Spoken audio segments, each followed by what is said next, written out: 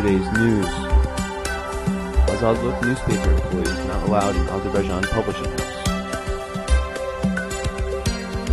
Azerbaijan doesn't join convention against cassette bombs. Citizen says he is the victim of a property conflict.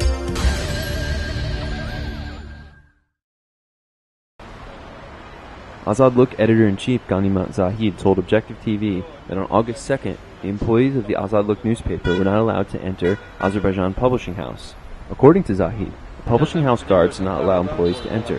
The guards said that the reason the employees were not allowed to enter was because of the debt Azadlık owed the publishing house.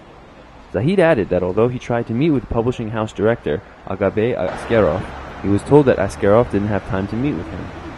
Azadlık newspaper should have paid 15,000 AZN to the publishing house. When they heard that means were being given to the newspaper because of the 135th anniversary of national press, they took the step to take money from us. I did not object to pay our debt with this money, but we did not receive any money, said Ganimat Zahid. He added that he will appeal to the president and ask him to transfer the money that was given to the newspaper into Agabey Askerov's accounts. Although Objective TV wanted to learn the opinion of Agabey Askerov regarding this issue, the publishing house guards did not allow Objective TV's recording group to enter the publishing house. Azadlık newspaper has been operating since 1989 and is published as a daily newspaper. Today, August 2nd, Company Against Azerbaijan Mines Public Union conducted discussions regarding upholding the Convention Against Cluster Munitions. It was said during the discussion that cluster bombs have been used in Korea, Vietnam, Afghanistan, Iraq, Bosnia-Herzegovina and other countries during the war. It was also said that the explosion of this type of bomb causes more deaths and injured than any other type of bomb. A documentary film was viewed at the event that showed the victims of these bombs and the destruction from this type of weapon. It was said at the event that the movement regarding the banning of the production and uses of cluster and military operations began in Norway in 2003. At that time, representatives of around 40 countries joined the movement. Oslo officially supported this movement in 2006. Since then, events about this movement have been held in different countries that have drawn the participation of the UN and other international organizations. Finally, on August 1st, 2010, the Convention Against Cluster Munitions was ratified. At present time, 80 countries have signed this convention. Lars Ragnar Hansen, an employee of Norwegian Embassy in Azerbaijan, is an initiator of this convention, and he assessed the ratification of this convention as the most important event of last 10 years.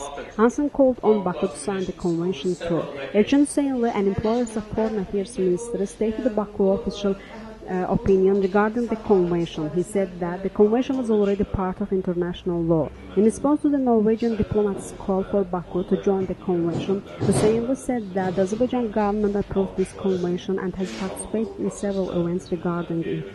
However, Baku will not join this convention. Hüseyinli said that until the Azerbaijan areas that are occupied by Armenians are freed, Baku will not join this convention. Baku City resident Tofik Gafarov and his spouse have not lived in their house for 7 years. They say that the employees of the apartment exploration area in Nizami District Police Department No. 24 have kept them out of their house since 1996. On August 2nd, in a press conference that was held in the Institute for Reporters' Freedom and Safety, Gafarov said that he moved to the Gar Chahur apartment with his spouse after his daughter died in 2002 to try to forget about his daughter's death.